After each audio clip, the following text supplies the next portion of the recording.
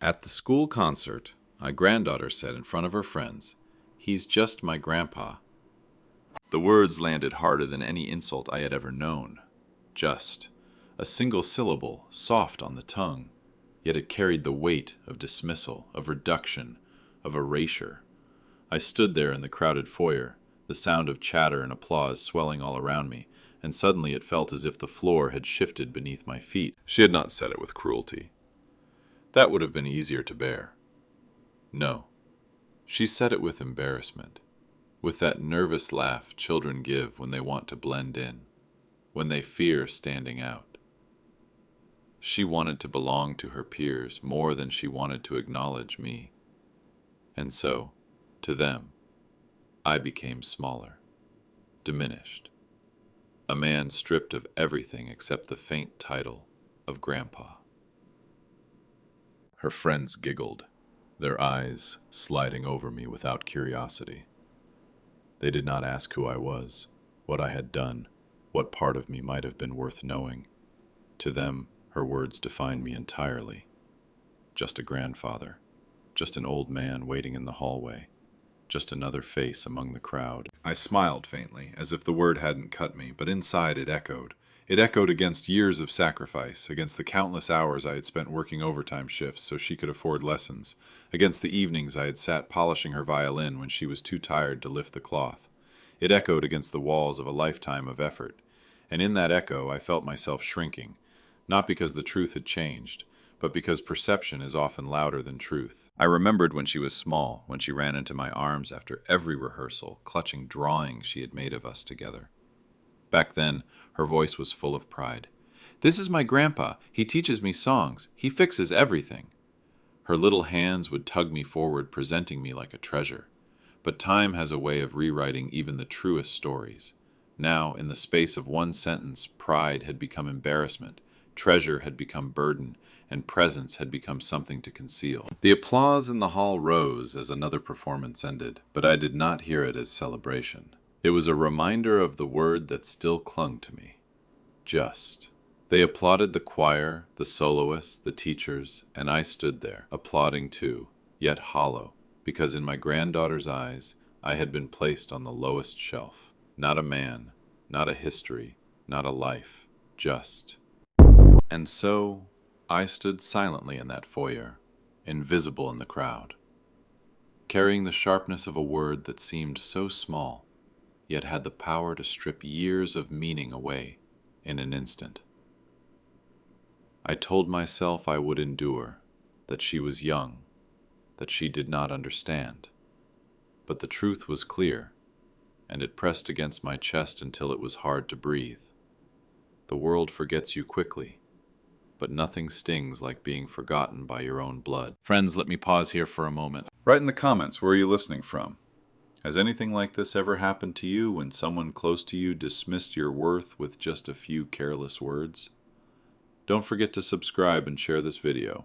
By doing that, you help us grow this channel and bring more powerful stories to life. And now, we continue. The moment should have passed quickly, a careless word, a nervous laugh, the kind of slip that families correct with warmth. "No, sweetheart, he's more than that." But it didn't happen. No one stepped in. Her parents, standing only a few feet away, heard it. I saw the flicker in their eyes, the recognition of what had been said. They could have defended me. They could have reminded her friends, reminded themselves that I was not just anything. But they didn't. Instead, they smiled. That faint, awkward smile families wear when they want to smooth over something uncomfortable without addressing it. The kind of smile that hides behind politeness, but speaks more loudly than words. It's easier to let it slide. It's easier to pretend it doesn't matter. And in their silence, I heard the verdict. The silence agreed with her, and the smile sealed it. It is strange how quickly dignity can evaporate. Not through open insults, not through shouts, but through small moments left uncorrected, through words allowed to hang in the air, through the absence of protest, through the decision to say nothing when something should have been said. The humiliation wasn't in her phrase, It was in their quiet acceptance of it. That was the betrayal. I stood there, still, my hands folded before me, watching as they turned back to their conversation, their smiles widening toward others, as though nothing had happened. But for me, everything had happened. In that single instant, I had been reduced, not by enemies, not by strangers, but by my own family's choice to stay silent. And silence is the loudest of answers. The foyer buzzed with chatter, with the rustle of programs and the shuffle of feet, but around me the noise seemed muffled. I heard only the sound of my granddaughter's words echoing, reinforced by her parents' silence. The laughter of her friends, the smiles of her mother and father, it all merged into a chorus of agreement. I was not founder, not builder, not teacher, not the man who had given pieces of his life so they could stand proud in this very school tonight. I was only what they allowed me to be, just my grandpa. And I thought of the nights I had walked her home after rehearsals, carrying her instrument case when it grew too heavy for her small hands. I thought of the times I had stayed in the back row of this very auditorium, clapping the loudest for her smallest parts in performances, never missing a single one. I thought of the money quietly set aside, the repairs I had done myself so her lessons could continue uninterrupted. None of that existed in her words. None of that lived in their silence. All of it was swallowed by that one word, just. Humiliation does not always come as a storm. Sometimes it arrives like this, in a quiet foyer, beneath the fluorescent lights, in a moment so small that no one else notices. But you notice. You feel it pressing against your chest, heavy and sharp, reminding you that love can forget, that blood can betray without even realizing it. And so I stood, my smile thin, my heart heavy, carrying the silence they gave me. It wrapped around me like a shroud, telling me not what I was, but what I had become in their eyes. And though the world moved on around us, I knew that moment would stay with me. Because sometimes the deepest wounds are made not by words spoken in anger, but by the smiles that look away. I drifted into the auditorium like a shadow, careful not to disturb anyone, careful not to claim space that no one seemed to think was mine. The rows at the front filled quickly with proud parents and friends, their laughter loud, their whispers excited, their seats straight-backed and polished. I did not move toward them. My steps carried me instead to the farthest corner, to the row no one wanted, where the chairs wobbled on uneven legs and the fabric carried the stale scent of dust and time. I sat down quietly, lowering myself onto the unsteady seat, and for a moment it felt as if the chair itself resisted me, as though even it questioned whether I belonged there. I folded my hands on my lap and straightened my back, trying to preserve the little dignity I still had. From here, the stage seemed farther away, smaller, as though I was not meant to be part of what would unfold, but only a witness at the edge of the story. People passed by, their coats brushing against me, their eyes skimming over me without pausing. Not a nod, not a smile, not even the faintest acknowledgement. I was invisible. An old man tucked into the margins.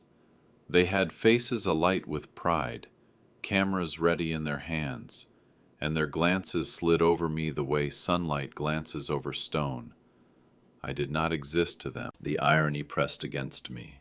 How many times had I sat in these same rows when they were empty, waiting for the first rehearsal to begin, sweeping crumbs off the floor so the children wouldn't dirty their shoes, fixing chairs so they would not collapse under small, eager bodies.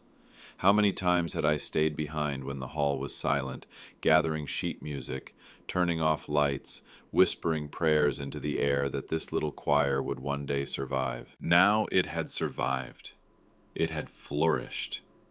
And I was there, in the back row, unseen. I glanced at the stage where the risers stood neatly arranged, the choir seats waiting to be filled. I could almost hear the echoes of past voices, Children who had once struggled to find the right note, their off-key laughter filling the hall with more music than the songs themselves. I had been there for all of it, patient, steady, helping when I could, staying when others left. And yet tonight, surrounded by strangers who believed this story began without me, I felt like a ghost haunting my own creation. The lights dimmed slightly as people settled into their seats. Programs rustled, soft coughs echoed, and the buzz of expectation swelled. No one turned back to see me. No one asked if I needed a better chair or if I wanted to move closer. I was part of the forgotten row, the place where the unwanted sat, where the dust gathered, where the air carried the faint chill of neglect. And in that back row, I felt something heavier than loneliness. I felt erased. It is one thing to be alone. It is another to be unseen while surrounded by people you once gave your life to. As the voices around me rose with excitement, I sank deeper into silence. My heart beat steadily, but it felt as though no one could hear it. My existence did not ripple across the room. To them, I was not even background. I was nothing. I sat in the shadows, invisible, while the lights turned toward the stage. I unfolded the thin concert program, its edges crisp, its cover decorated with smiling faces and neat lettering. My hands, rough and lined from years of labor, shook slightly as I turned the pages. Each section gleamed with names: directors, conductors, soloists, donors, sponsors. Page after page, their titles stacked like polished trophies. And yet nowhere among those clean lines, nowhere among the acknowledgments or thanks, was there even a whisper of me. It shouldn't have surprised me. Erasure rarely arrives suddenly. It comes in pieces, slowly, like water wearing down stone. A forgotten mention here, an omitted detail there, until finally the silence becomes permanent. Still, seeing it printed in ink, seeing the program so carefully curated and so deliberately empty of my name, felt like a knife twisted in a wound that had never fully healed. I remembered the instruments, many of which would be played tonight. How often had I bent over them late into the night, sleeves rolled up, oiling valves, restringing bows, sanding splinters from wood that had nearly split. Those violins that gleamed under the stage lights. Some had once been little more than cracked shells abandoned in closets until my hands gave them a second life. Those brass horns polished to brilliance, I had carried them on my back across town, begging for small donations just to buy enough supplies to restore them. The drums that thundered proudly in rehearsals had once been silent, their skins torn, until I mended them, stitch by stitch. I had believed, back then, that none of it mattered if my name was remembered. What mattered was that the music would live, that children would play and sing, that hope would ring louder than the silence of poverty. And I had told myself that anonymity was a kind of gift, that the reward was in hearing the songs rise. But sitting there now, holding the glossy program that listed everyone but me, I realized how deeply the absence cut. For it wasn't just my name that was missing. It was the truth of where this music had come from. The donors had their names in bold, their contributions tied to numbers and applause. But who remembered the man who gave when there was nothing to give? Who remembered the nights when I sold old tools, patched shoes longer than I should have, skipped meals so another instrument could be bought or repaired? Who remembered the sacrifices that could not be counted in money, but in years and in heart? The lights above me flickered slightly, and I stared down at the program in my lap. My granddaughter's careless words returned to me. He's just my grandpa. The ink on the page seemed to agree with her. To the world, that was all I was. No founder, no builder, no caretaker of broken instruments and fragile dreams. Just another face in the audience. Just another old man clapping politely for work he had quietly made possible. I traced the margins of the page with my finger, as if I could write myself back into the story, as if I could leave even the faintest mark where they had left me out. But the paper remained clean, untouched, deaf to memory. Around me, people rustled their programs, pointing proudly at names they knew, smiling as they circled the performances they awaited. Their voices buzzed with pride and excitement. My silence remained. My name was not in their mouths. It was not in the ink. It was not anywhere. And yet, as I folded the program closed, pressing it gently between my palms, a quiet thought burned through the pain. Ink forgets, but music remembers. They could leave me out of their pages, but they could not erase me from the instruments I had saved, from the songs that would soon be sung on the stage I had helped keep alive. My legacy was not in their program. It was in the very sound about to fill the hall. Still, the absence of my name weighed heavy.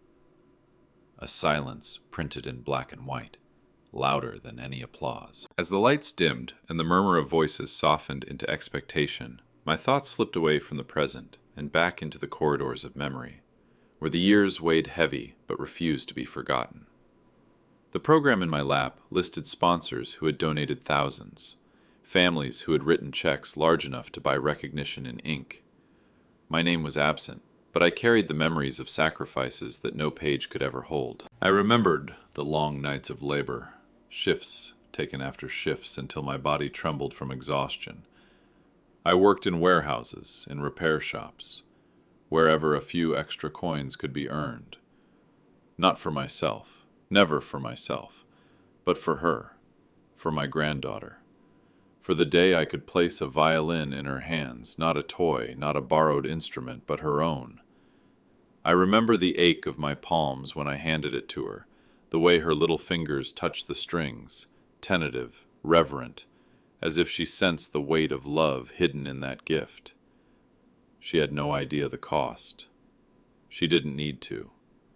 It was enough for me that her eyes had shone with joy. And it wasn't just her. There were children in our neighborhood who had nothing. No money for lessons, no instruments to practice on, no one to believe in them. I saw myself in their hungry eyes, their restless hands.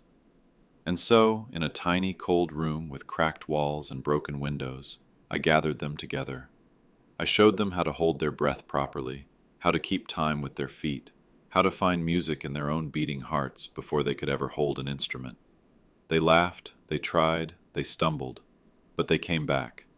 And in that fragile persistence, I found strength to keep teaching. I remembered giving lessons for free, because how could I ask for payment from families who struggled just to put bread on the table? My payment was in the sound of their voices growing steadier, in the rhythm of their hands clapping in time, in the spark that lit up their faces when they realized they could create beauty with nothing but their own breath. Those were the quiet years.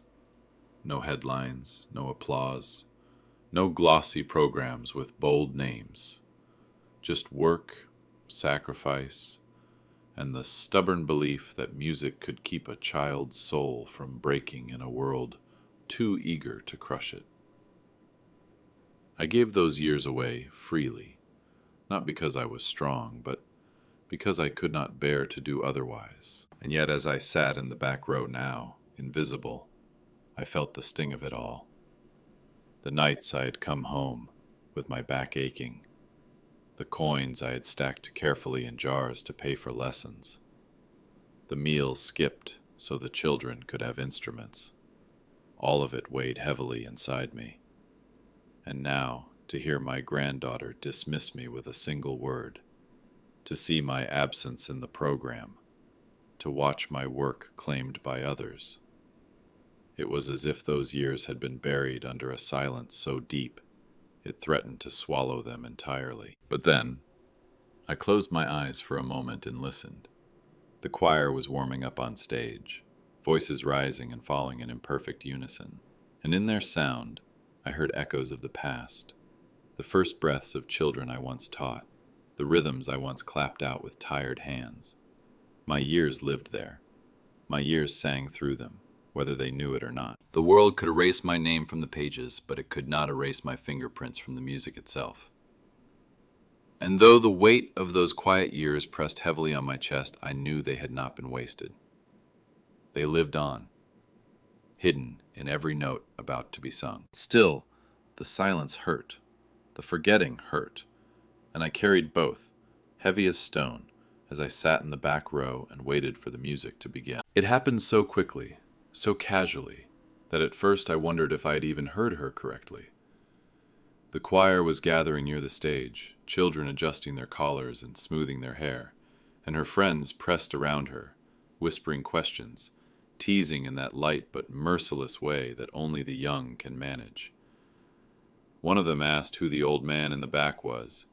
My granddaughter's voice answered before I had even lifted my head. "Oh, that's just my grandpa. He only picks me up after rehearsals." The words floated out, sharp and dismissive, but her face told the rest of the story.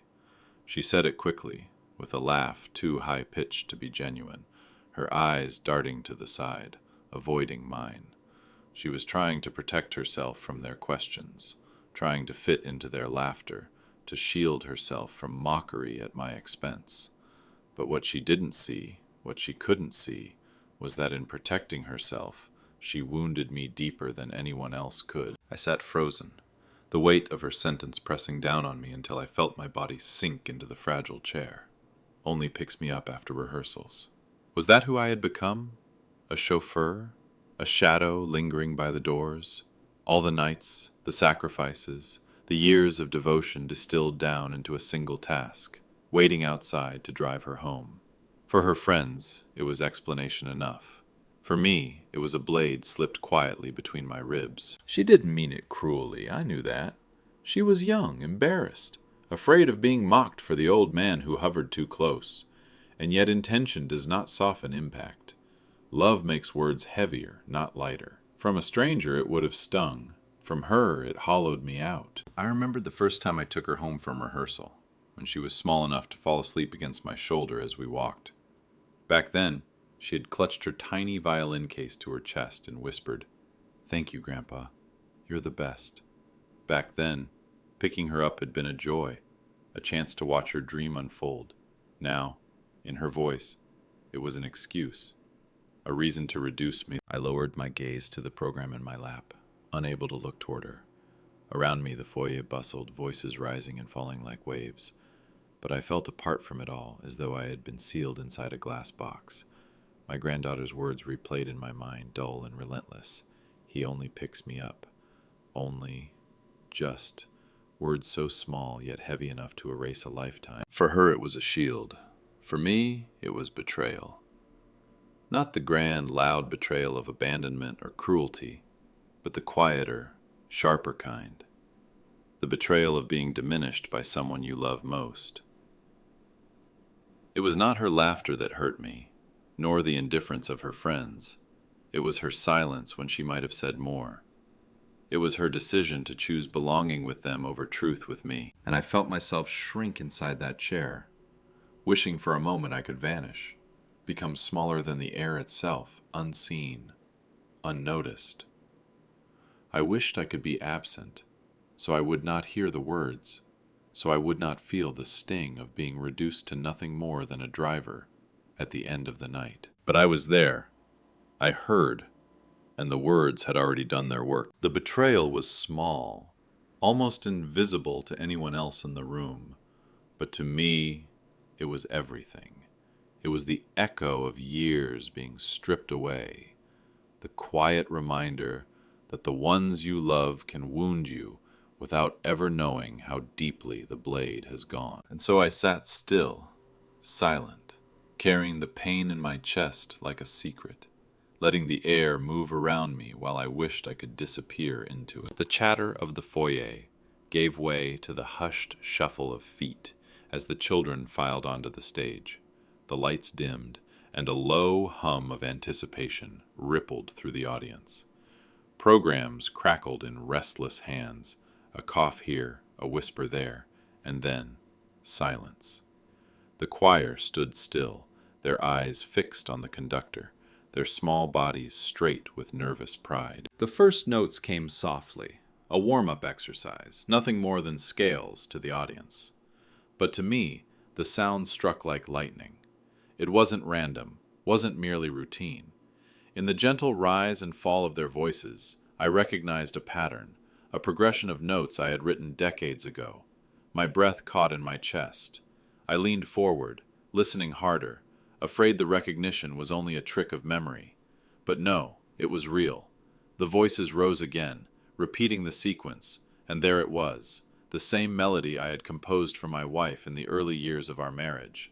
A simple lullaby, born in a cramped apartment when money was scarce, but love was abundant. I had written it on scrap paper, lines sketched in pencil by candlelight, when we could barely afford electricity. It was not meant for the world. It was meant for her, for the woman who believed in me when no one else did. I remembered playing it on our old upright piano, her hand resting on my shoulder as she hummed along, her eyes filled with a light that made every struggle worthwhile. That melody had been ours, private, sacred, and now, here it was, on the lips of children who had no idea where it came from. They sang it not as a song, but as practice, a warm-up to loosen their voices. They didn't know it was born of love, stitched together from nights of exhaustion and tenderness, from promises whispered into the dark. They didn't know that before their conductor had taught it to them, it had lived in my heart, in my home, in the very marrow of my history. Tears welled in my eyes, unbidden. I blinked them back, unwilling to let the crowd see, but inside I was undone. For years I had been invisible, erased, diminished to just a grandpa. But the music remembered me. Before people, before names on programs, before applause, it was the music that held my legacy. The notes carried what the world had forgotten. I thought of my wife, long gone now, her voice forever silent in this world, but alive in memory. Hearing that melody again was like hearing her breathe beside me. Each note was a thread pulling me backward through time, stitching me to a love and a purpose I thought the years had swallowed whole. I wanted to rise, to tell them all. That is mine. That is hers. That is our story you are singing. But I stayed silent, trembling, clutching the program in my lap. Around me, the audience smiled indulgently, some leaning toward each other, whispering, "How sweet," the children warming up. They heard practice. I heard resurrection. They heard scales. I heard my life. The music recognized me before they ever did.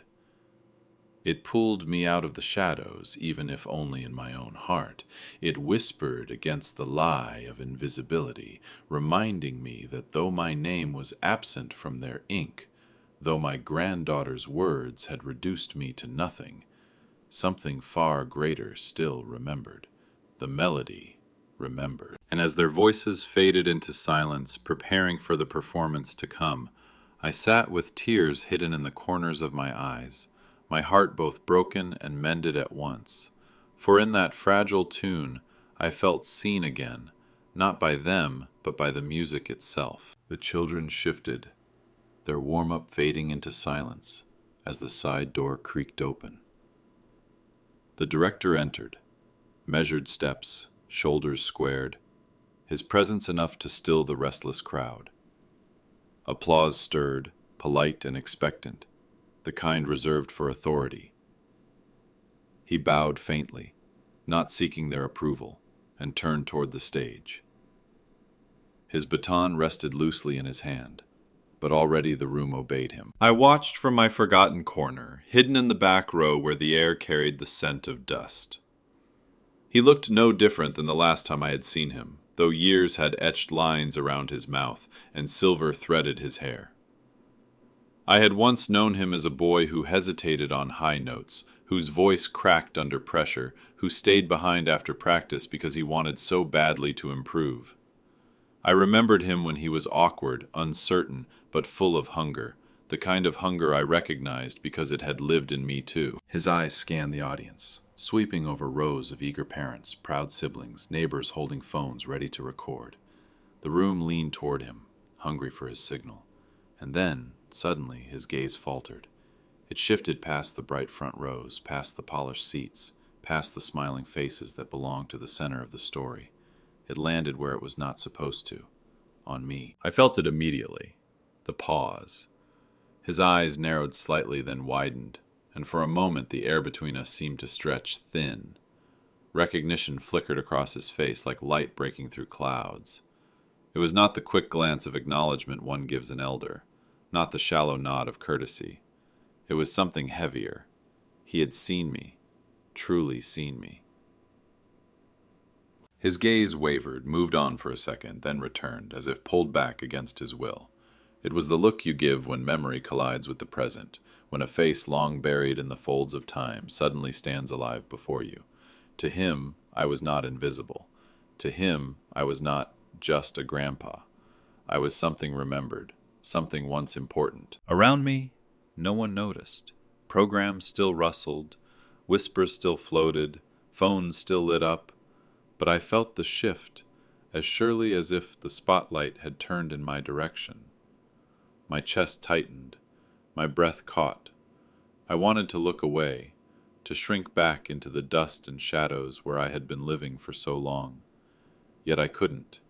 His eyes held mine, steady, deliberate, like someone staring at an old portrait, rediscovered in an attic, faded, cracked, but unmistakable. And in that moment I was reminded, memory does not vanish completely. It hides. It waits.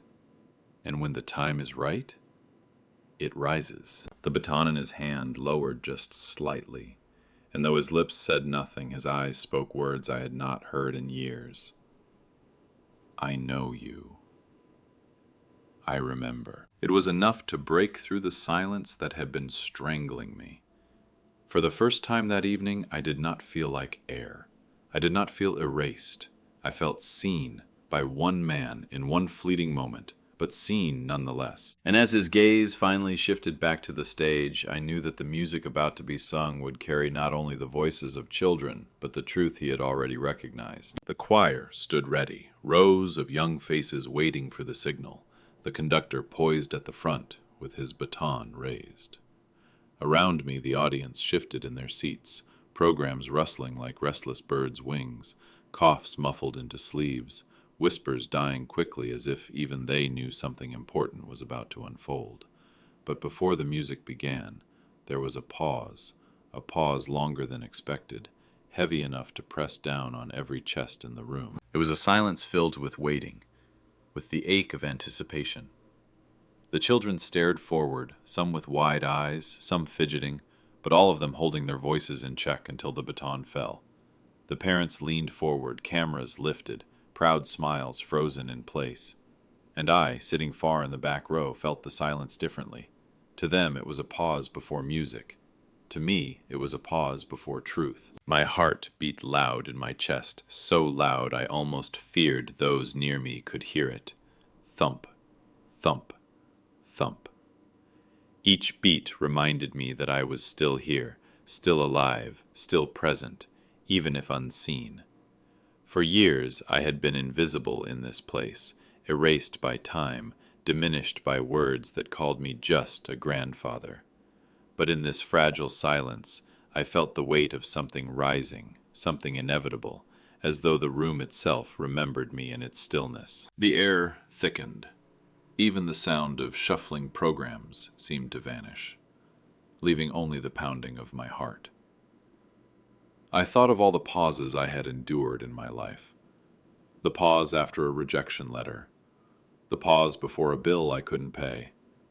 The pause before telling my granddaughter she would have her first violin, though I had no idea how I would afford it. Pauses are dangerous things. They hold both fear and promise. And in this moment, I felt both pressing into me. I looked toward the conductor. His arm remained lifted, but his eyes flickered once more toward the back of the hall, toward me. It was brief, subtle, but enough to make my breath hitch. In that glance was acknowledgement, memory, maybe even intention. I did not know yet what it meant, but I felt it stirring the air. The children inhaled together, their shoulders rising in unison, prepared to sing, and yet, still, the baton did not fall. The pause stretched longer, and the longer it lasted, the heavier it became, until I realized this was not just silence. This was space being carved out for something greater. It was the moment the world holds its breath, because it knows change is coming, though it cannot yet name it. And so I sat in the back row, clutching the folded program in my lap, my palms damp, my chest trembling with each beat of my heart. I was no longer erased, not yet fully restored, but no longer erased.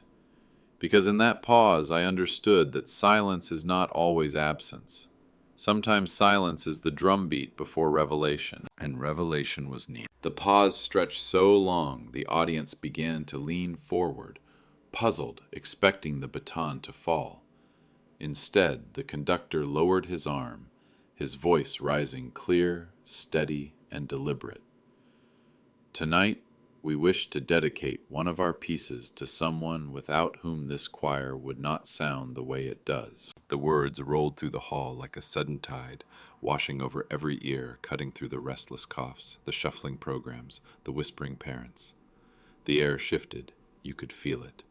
A murmur stirred, subtle but unmistakable, as people glanced at one another, brows lifted, as though asking silently, "Who?" And then, almost instinctively, heads began to turn, not all at once, but in a ripple, like a field of grass bending toward a hidden wind. Their eyes swept past the front rows, past the proud families, past the donors listed in bold ink on the program. They turned toward the dim back row, the row no one ever noticed, the row that smelled faintly of dust and neglect. They turned toward me. My heart stopped for a beat, then thundered so loud I could feel it in my fingertips. I froze, my body stiff, afraid to move, afraid to break the fragile magic of the moment. I had spent years believing I had been erased, reduced to nothing more than an old man waiting in foyers and sitting in shadows. But in that instant, the truth pierced through the silence. I was not erased. I was remembered. The conductor's voice continued, calm yet heavy with meaning. He spoke as though he had been waiting years to say it aloud, as though this dedication had been owed long before tonight. Every word carried weight, and though he had not yet spoken my name, I felt it already vibrating in the air, carried in the silence of the audience's stares. My granddaughter shifted on stage, her face pale under the lights. Her mouth opened slightly, her breath caught, and her eyes darted toward me. In them I saw recognition dawning, shame blooming, and something else, something like awe. Until that moment, I had been just her grandpa. Now she stood before a full hall, realizing that the man she had tried to hide in embarrassment was the man they were all turning to see. I could feel my throat tighten, tears threatening to rise, but I held them back. I would not weep yet. Not here, not now.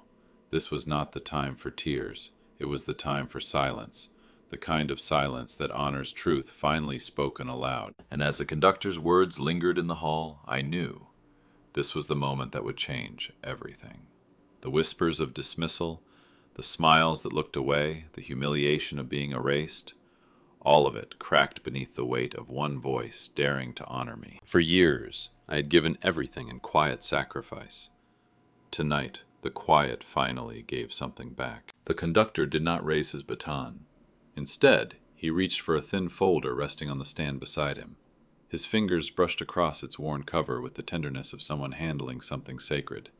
He lifted it slowly, carefully, as though every motion mattered, as though the weight of what he held was more than paper and ink. The hall leaned in, breath suspended, every sound swallowed by expectation. He opened the folder, and for a brief moment I saw the first page catch the light. My heart seized. The handwriting, those slanted, careful letters. I knew them. They were mine. My name, written in ink so many years ago, stared back at me from the score like a ghost risen from the past. Beneath it, a date that belonged to another life, when my hands were young, steady, unscarred by age, and below the date, the words that nearly undid me, dedicated to E. The letter stood for her, for my wife, for the woman who had believed in me before anyone else did, who had sat by the piano as I scribbled notes into the night, who hummed along to my halting melodies when they were little more than sketches of dreams. I had written that piece for her in the first years of our marriage, when love was our wealth and music was the only gift I could give that felt worthy of her. And now, decades later, it was here, on a stage I once swept, in the hands of a conductor who had once been a trembling boy in my care, about to be sung by voices who did not know my name, but would carry my song nonetheless. The audience shifted, confused but attentive. They did not know the story behind the score, but they felt the reverence in the conductor's movements. My granddaughter's eyes widened on stage, her lips parting as she recognized the letters on the page he now held high. She squinted, her mouth forming silent words, and I knew she was reading my name, written boldly across the top. I saw the disbelief in her face, the sudden flush in her cheeks as she realized what it meant. The man she had called just my grandpa was the man who had written the very music she and her friends had just sung to warm their voices. The weight of that truth pressed down on her small frame, but it lifted mine. For years I had carried invisibility like a burden, but tonight the music I had given freely returned like a faithful messenger. The notes, once born in a cramped apartment, had traveled across time and silence to find their way back to me. I remember the night I finished that piece. The ink had smudged on my fingers, the lamp flickering as dawn threatened the sky. She had been asleep in the chair beside me, her hand still holding mine, even in dreams. When I placed the sheet on the piano and played it through for the first time, she stirred and smiled, tears glistening in her tired eyes. "It's ours," she whispered then. And it had been. For years, it was our secret. Our song. Now it was no longer secret. It belonged to the world. And as the conductor lowered the folder onto the stand and placed his hand on the first page, I felt both pride and ache, joy and sorrow mingled in my chest. For she was gone, and yet she was here.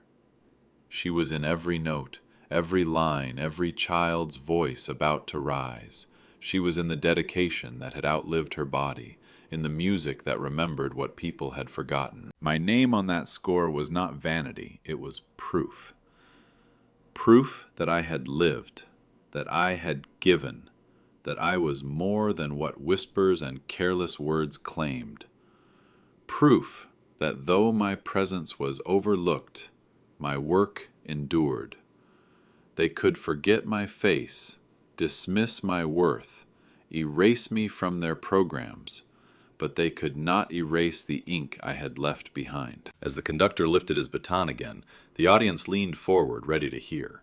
My granddaughter's eyes stayed locked on me, filled with a storm of emotions she could not hide, and for the first time in years, I felt not erased, but eternal. The song was about to begin, and it was mine. She stood among the choir, small in her white blouse and dark skirt, blending into the neat rows of children, and yet suddenly, unmistakably, apart. The music had not yet begun, but something had already changed in her. I could see it in the way her body stilled, her shoulders no longer shifting nervously like the others. She was staring, not at the conductor, not at the score, not at her friends, but at me. Her eyes searched the dim back rows, moving past strangers and empty seats until they found me. And when they did not look away. They clung, desperate, almost trembling, as if she were seeing me for the first time, not as the man who drove her home after practice, not as the invisible figure lingering at the edge of family gatherings, but as someone she had not yet understood. Her lips parted slightly, a breath caught in her throat. I knew that expression. It was the look of a child standing at the edge of discovery, realizing that the world is bigger, heavier, and far more complex than they had believed. And I saw it dawn on her, slowly, painfully, beautifully. This was my grandfather's music. He wrote this. This is his name, his song. This is him. Her face flushed pink, and for a moment she lowered her eyes, shame crashing against her like a wave. Shame for the careless words spoken in the foyer, for the laughter that had followed, for the way she had allowed others to reduce me to nothing more than an old man waiting in the wings. That shame burned, I could see it, but mingled with it was something else, something bright, trembling, fragile as a flame in wind. Pride. It grew slowly, hesitant at first, as if she wasn't sure she was allowed to feel it. But then it began to shine through her gaze. The curve of her mouth softened, her chin lifted slightly, as though she could no longer carry the weight of looking down. In her silence I heard her voice, though she didn't speak it aloud. This is my grandpa. He is the one who wrote this. He is the one who gave us this music. He is not just anything. The hall around us did not notice. The audience waited politely for the performance, the conductor poised with his baton, the children restless and fidgeting. But between her eyes and mine stretched a bridge that nothing could break. She was not the little girl tugging me forward with drawings in her hands, nor the embarrassed adolescent who pushed me into the shadows. She was something in between, an awakening heart, caught between regret and awe. And for me, her gaze was both wound and balm. To see her shame was painful, because I loved her too deeply to take pleasure in her regret. But to see the flicker of pride being born, to know that in her young heart truth had finally risen louder than fear, that was enough to steady me. That was the beginning of redemption. I held her gaze, not with anger, not with reproach, but with the quiet dignity I had carried all these years. I wanted her to see in my eyes not judgment, but endurance, not bitterness, but love. Love that had sacrificed, been forgotten, and yet endured. Love that had written the very song she was about to sing. Her lips moved ever so slightly, words no one else could hear, but I read them. I knew them. This is my grandpa. This time no just, no diminishment, no shame, only truth, trembling, fragile, but real. And as the baton rose, ready to summon the first note, I sat taller in my broken chair, my chest heavy with tears that would not fall. Because in her eyes, for the first time in years, I was no longer erased. I was remembered. The baton fell and the first note rose. At first it was fragile, a thin thread of sound trembling in the air. Then as more voices joined it grew richer, fuller, a current that swept across the hall and gathered every listener into its embrace. The melody unfolded slowly, with the same tenderness I had once poured into its lines, and as it did, it wrapped itself around me like something alive, something that had waited years in silence to return. The choir sang with youthful energy, but I heard more than voices. In the soft opening, I heard the faint hum of my wife sitting beside the piano decades ago, her head resting against my shoulder as I scribbled notes into the margins of scrap paper. In the rise of harmony, I heard the laughter of children I once taught in borrowed rooms with cracked walls, children who came to me with nothing but hope and left with music stitched into their hearts.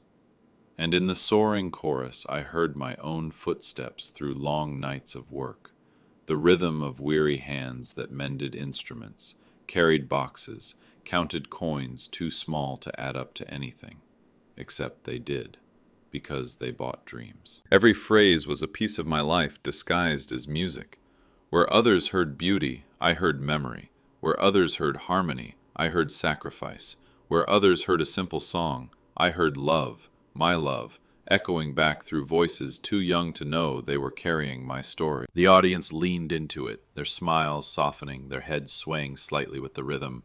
They did not know why this piece felt different, why it seemed to settle into their chests with more weight than the others. But I knew. This was not performance. This was testimony. The music carried truth the way words never could.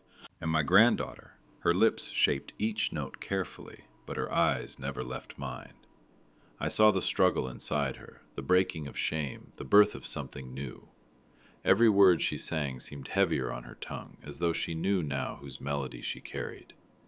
And I understood. For her, this song was no longer just music. It was confession. It was reconciliation. Tears pricked my eyes, but I did not wipe them away.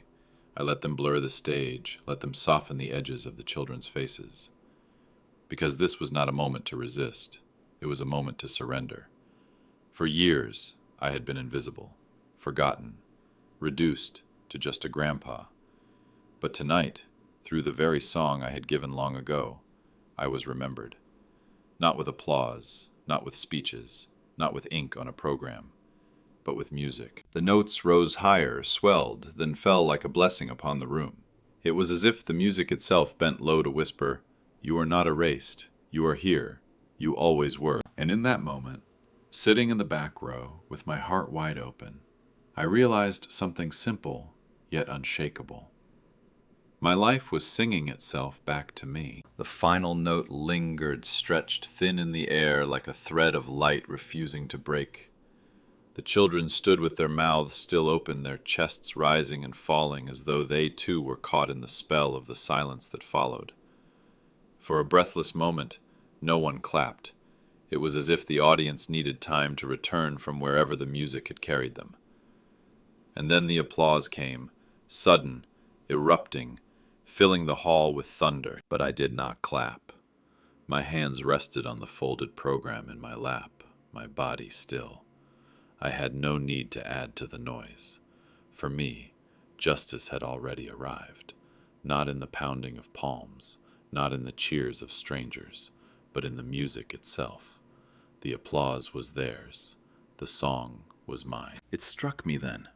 I did not need anyone to turn to me with apologies.